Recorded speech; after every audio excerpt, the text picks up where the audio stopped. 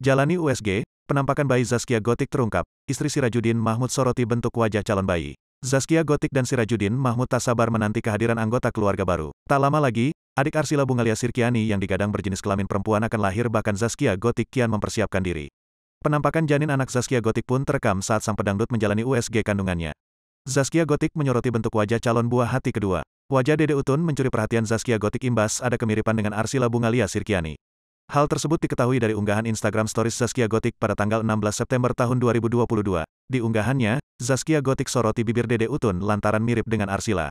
Walau hanya sebatas penampakan wajah dalam hasil USG, namun hal tersebut membuat Zaskia Gotik merasa gemas. Tampak bibir seksi Dede Utun seperti bibir kakak perempuannya. Kala itu terlihat wajah Dede Utun sedang memejamkan mata sembari bersandar di salah satu tangannya.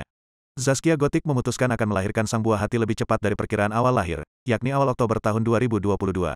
Belum diketahui apa alasan pastinya Zaskia Gotik ingin melahirkan anak keduanya lebih cepat. Namun menurut sang sahabat, Ratu Meta, Zaskia Gotik ingin segera melihat buah hatinya.